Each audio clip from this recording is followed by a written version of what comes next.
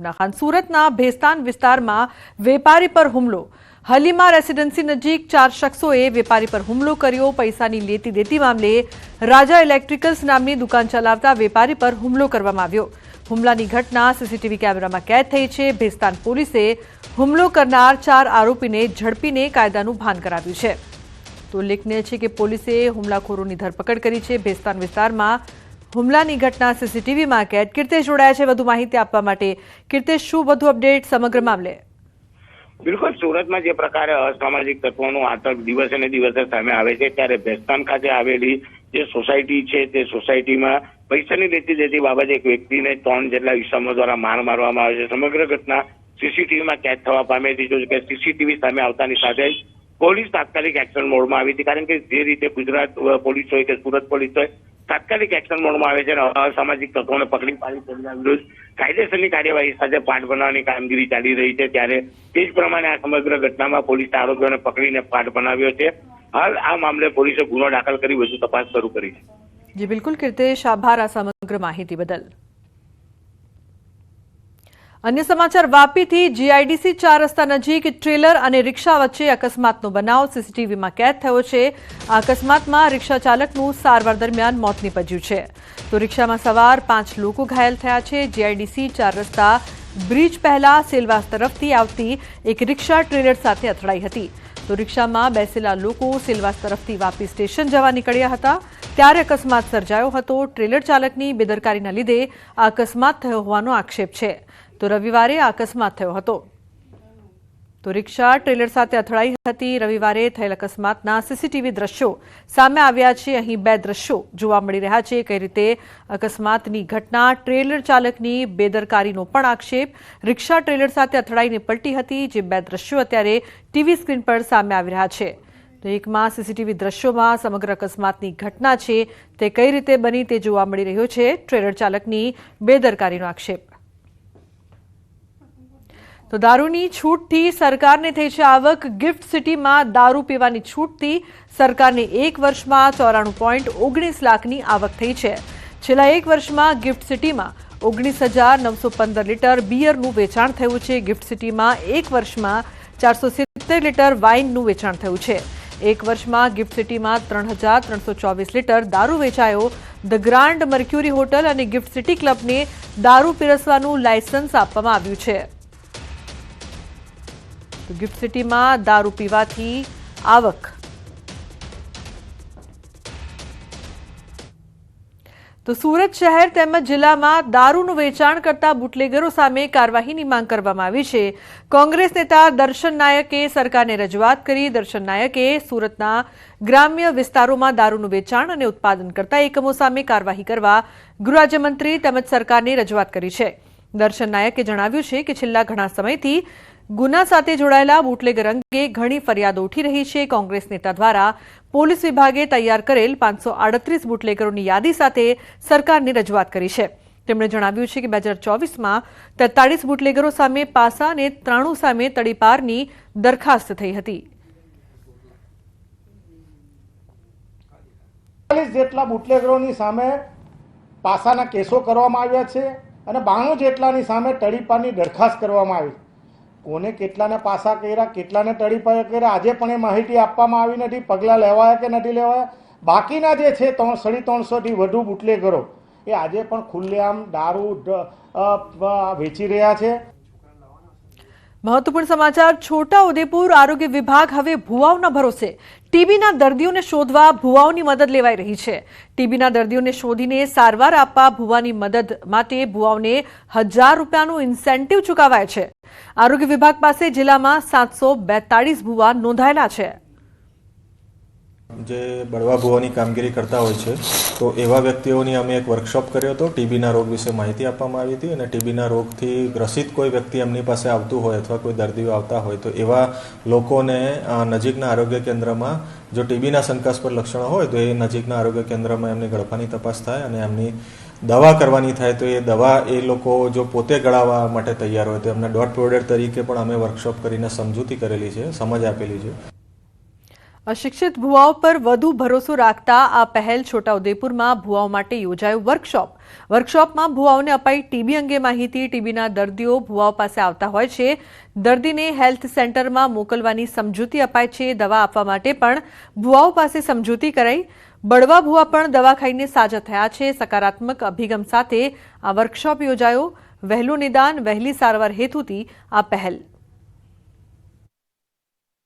ઘણીવાર એવા બળવા ભુવા પોતે પણ આ દવા ખાઈને સાજા થયેલા છે, તો એમને પોતાને ખ્યાલ આવે છે કે ભાઈ ના, એમને દવાથી સાજા ટીબીથી મુક્ત થઈ શકાય છે. તો આ પ્રકારની કાર્યવાહી અત્રેના ટીબી વિભાગ છોટાઉદેપુર તરફથી કરેલી છે અને પોઝિટિવલી વહેલું નિદાન અને વહેલું સારવાર એ હેતુથી આ એમને વર્કશોપની અંદર અમે ટીબી પ્રોગ્રામમાં જોડેલા છે. તો માણેક ચોક ઘાંચીન પોળમાં 3 માળનું મકાન ધરાશાયી થયું છે. 50 વર્ષીય મહિલા અને 11 વર્ષીય બાળકને ઈજા થઈ. વધુ સારવાર માટે એસવીપી હોસ્પિટલ ખાતે ખસેડાયા છે. ફાયર વિભાગની ગાડી પહોંચી છે ઘટના સ્થળ પર. એએમસી ટીમ અને પોલીસની ટીમ પણ પહોંચી છે. તો મકાન પડતા એક મહિલા અને બાળકને ઈજા પહોંચી છે. અમદાવાદમાં મકાન ધરાશાયી. ઈજાગ્રસ્તોને એસવીપી હોસ્પિટલ ખસેડવામાં આવ્યા છે. તો ફાયર વિભાગની ગાડી પણ પહોંચી હતી ઘટના સ્થળે. દ્રશ્યોમાં આપ જોઈ શકો છો કઈ રીતે જે રેસ્ક્યુ કરવામાં આવ્યું, જે લોકો ત્યાં દટાયા હતા, હાલ તેમની હોસ્પિટલ ખાતે ખસેડવામાં આવ્યા છે. અમદાવાદ માણેક ચોકની ઘાંચી પોળની આ સમગ્ર ઘટના. તો 3 માળનું મકાન ધરાશાયી.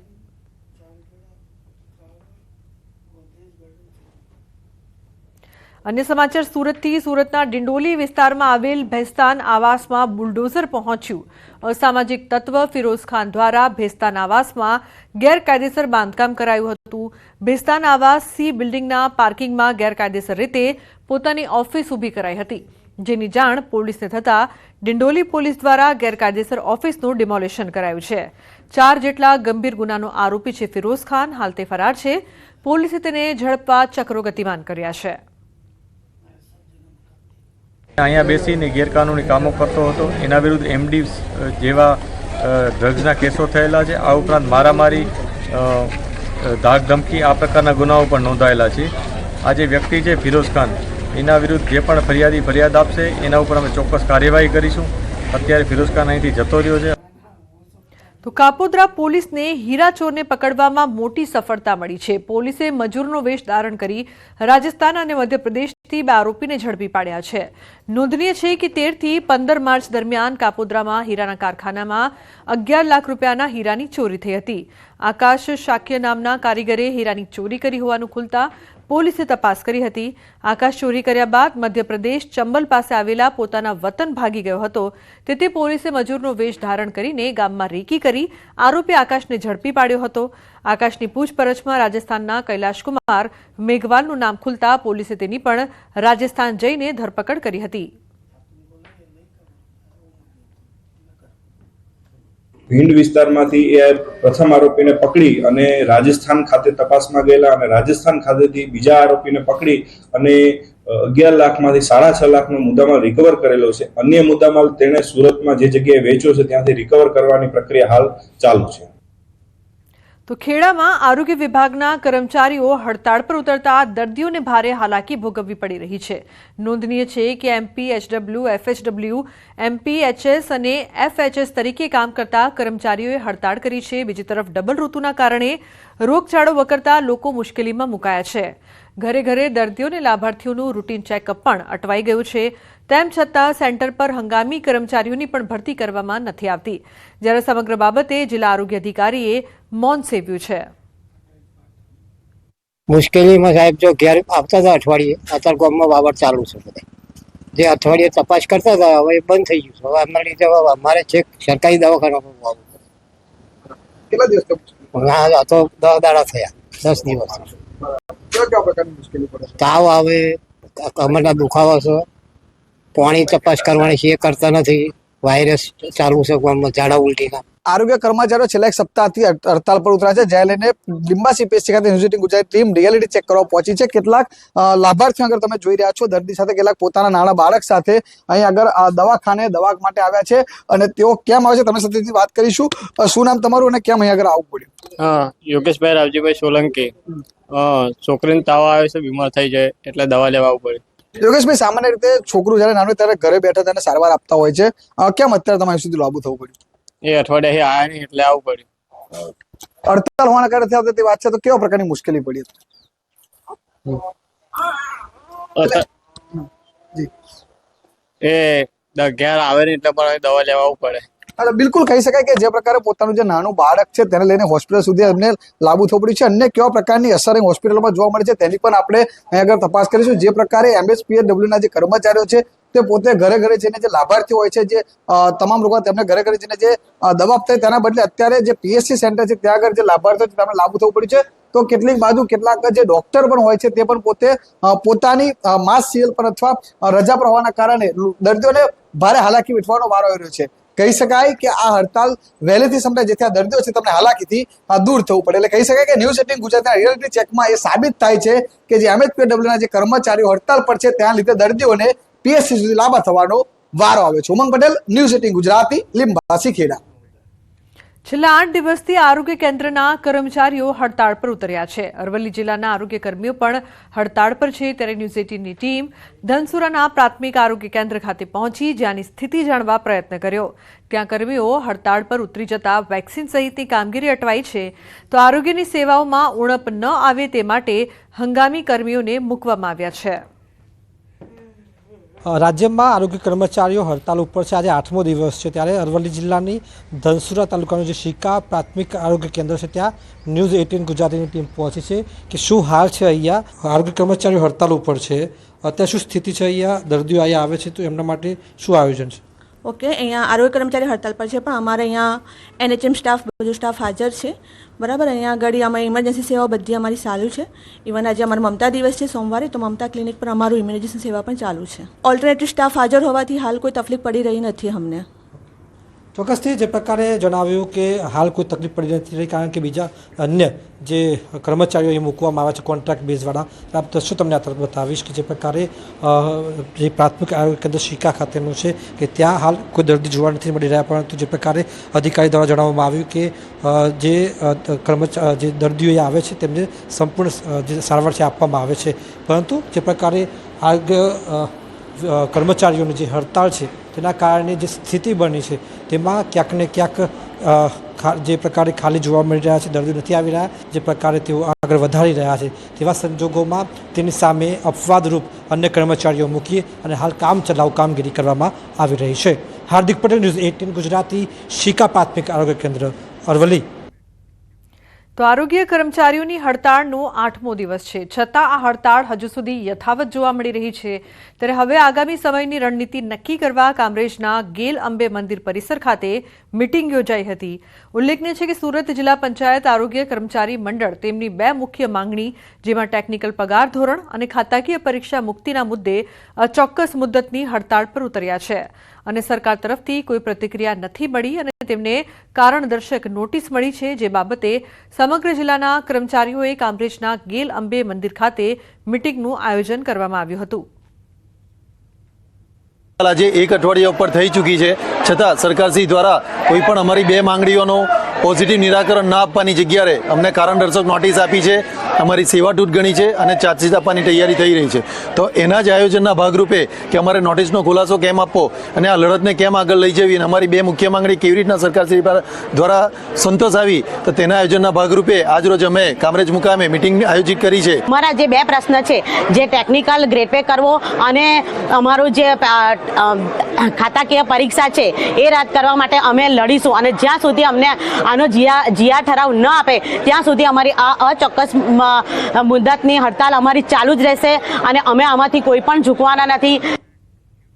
ગાંધીનગર સત્યાગ્રહ છાવણી ખાતે ખેલ સહાયકો મોટી સંખ્યામાં એકઠા થયા. ખેલ સહાયકોએ બેનર સાથે સૂત્રોચ્ચાર કર્યા. ખેલ સહાયકોની કાયમી ભરતી કરવામાં આવે, કાયમી ભરતીને લઈને બેનરો સાથે સૂત્રોચ્ચાર કરવામાં આવ્યા છે. તો ગુજરાતમાં UCC લાગુ કરવાને લઈને બેઠક, કમિટીની પ્રથમ બેઠક રાજકોટમાં મળી.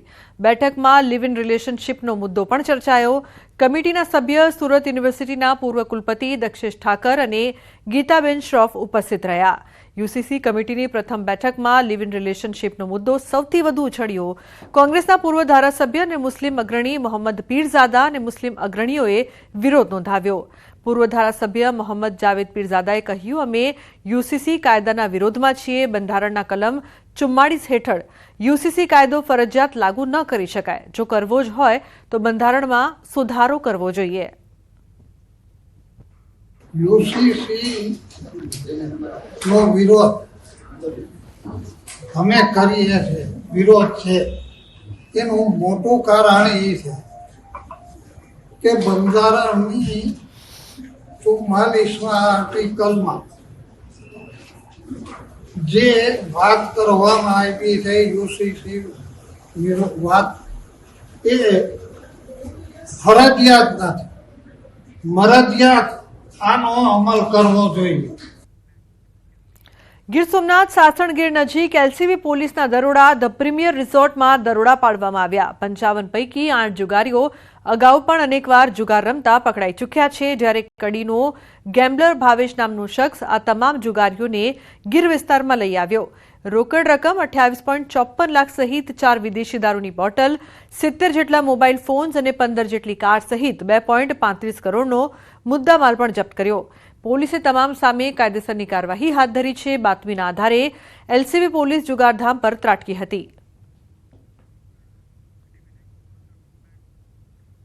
તો વડોદરામાં ધારાસભ્યએ આયોજિત કરેલા સમૂહ લગ્નની આગલી રાત્રે સ્ટેજ પર દુષ્કર્મના આરોપીની હાજરીથી વિવાદ થયો છે. કોંગ્રેસ પ્રવક્તા હેમાંગ રાવલનો આક્ષેપ છે કે કાર્યક્રમમાં દુષ્કર્મના આરોપીનું સન્માન કરાયું. સમૂહ લગ્ન પૂર્વ સંધ્યાએ આયોજિત ડાયરામાં દુષ્કર્મના આરોપી આકાશ ગોહિલનું સ્ટેજ પરથી ગુલાબનો હાર પહેરાવીને સન્માન કરાયું. એટલું જ નહીં, જામીન પર છૂટેલો આરોપી નોટો ઉડાવતો તેમજ નાચતો નજરે ચડ્યો. આ મુદ્દે કોંગ્રેસ કાયદો વ્યવસ્થા મુદ્દે સવાલો ઉભા કર્યા. ગઈકાલે વડોદરાના ધારાસભ્ય ધર્મેન્દ્રશ્રી દ્વારા જે સમૂહ લગ્નનું આયોજન છે એના આગલી રાત્રે સ્ટેજ ઉપર જઈને એને હારથી એનું સ્વાગત કરવામાં આવે છે, હાર પહેરાવવામાં આવે છે, રૂપિયા ઉડાડતો આ આરોપી જોવામાં આવે છે. જામીન ઉપર છૂટેલો આરોપી એ આ સ્ટેજ ઉપર જઈને રૂપિયા ઉડાડે છે. તો ભાવનગરના પાલીતાણાથી વાલીઓ માટે લાલ બત્તી સમાન કિસ્સો સામે આવ્યો છે, જેમાં સ્કૂલ વાનના વિધર્મી ડ્રાઈવર દ્વારા 11 વર્ષની બાળકી સાથે અડપલા કરવામાં આવ્યા. પાલીતાણામાં આવેલ સિદ્ધ ક્ષેત્ર એજ્યુકેશન ટ્રસ્ટ સંચાલિત વિદ્યાલયમાં ધોરણ 6માં અભ્યાસ કરતી સગીરા સાથે સ્કૂલ વાન ડ્રાઈવરે અડપલા કરતા ચકચાર મચી જવા પામી હતી. ડ્રાઈવરે અડપલા કરતા સગીરાએ તેની માતાને આ વિશે જાણ કરતા માતાએ શાળાના આચાર્ય તેમજ ટ્રસ્ટીને જાણ કરી, છતાં ડ્રાઈવરને સસ્પેન્ડ કરી સંતોષ મનાવાયો છે. જેથી સગીરાના વાલીએ ડ્રાઈવર વિરુદ્ધ પોલીસ ફરિયાદ નોંધાવી છે. તેમજ શાળા આ બાબતે સાથ સહકાર ન આપતી હોવાનું પણ જણાવ્યું છે. પોલીસે ગુનો નોંધીને ડ્રાઈવરની ધરપકડ કરી આગળની કાર્યવાહી હાથ ધરી છે. મને સ્કૂલ તરફથી કોઈ રિસ્પોન્સ નથી મળ્યો અને કોઈ મારી સાથે પણ નથી આવ્યો. હું ત્યાં વાત કરવા ગઈ પ્રિન્સિપલને કે મારા છોકરી સાથે આવું થયું તો તમે મને કેમ જાણ નથી કરી. તો પ્રિન્સિપલ એવું કહે છે કે મારી ભૂલ છે બેન, કે મેં તમને જાણ નથી કરી, હું સ્વીકારું છું. મેં ટ્રસ્ટીને ફોન કર્યો કે તમે તો કહેતા હતા ને કે હું આવું છું, મિટિંગ કરું છું, આપણે તમારી સામે એ ભાઈને 2 લાફા મારું છું. મેં કીધું મને એ ભાઈને કે સસ્પેન્ડ કર્યો છે, હજી આનાથી બીજું શું કરવાનું, અહીંયા સમાધાન થઈ ગયું છે. મેં કીધું એને સસ્પેન્ડ કરવાથી બીજી સ્કૂલમાં નોકરી મળશે, એ બીજી જગ્યાએ ફરીથી એવું જ કરશે. તો કે ના કરે, અમે એને સ્ટ્રિક્ટલી કહી દીધું છે, સ્કૂલના આજુબાજુ બી ના ભટકે, આમ છે. મેં કીધું એવું કરવાથી એવા માણસો કંઈ સુધરે નહીં, એને તમે પોલીસ પાસે લઈ જાઓ તો જ એને ભાન પડે. તો કે એવું બધું કંઈ કરવું નથી ને તમારે જે કરવું હોય એ કરો અને કે અહીંયાથી જતા રહો એમ, અહીંયા આ બધું ના કરો સ્કૂલમાં, અમારે એક્ઝામ ચાલે છે ને તમારે બહાર જઈને જે કરવું એ કરો. મને એવી રીતે એ લોકોએ કાઢી મૂક્યા ત્યાંથી સ્કૂલમાંથી. સ્કૂલ વેનના ડ્રાઈવર જાહિદ ઇકબાલ કાજી કે જેઓ ઇકો ગાડીની અંદર બાળકોને લાવવા લઈ જવાની કામગીરી કરે છે. સદરુ બાળકીને સ્કૂલે મૂકવા જતી વખતે બાળકીને એકલતાનો લાભ લઈ તેમની સાથે અડપલા કરવામાં આવ્યા હતા. સદરુ બનાવની જાણ તેમના મમ્મીને થતાં તેમના મમ્મી દ્વારા પાલીતાણા પોલીસ સ્ટેશનનો સંપર્ક કરી અને બીએનએસની કલમ 75(2) તથા પોક્સોની કલમ 8, 10, 12 અને 18 મુજબનો ગુનો છે એ દાખલ કરવામાં આવ્યો હતો. આ બાબતે સીસીટીવી તથા ડ્રાઈવરનું જે અગાઉની જે વર્તણૂક છે એ કઈ રીતની છે, અથવા તો અન્ય જે વાલી છે અથવા તો બીજા કોઈ વિદ્યાર્થીનીઓ અથવા તો બાળકો દ્વારા કોઈપણ જાતની અગાઉ પણ ફરિયાદ થઈ શકે કેમ, એ બાબતે પણ તપાસ કરી નિવેદનો નોંધવામાં આવશે.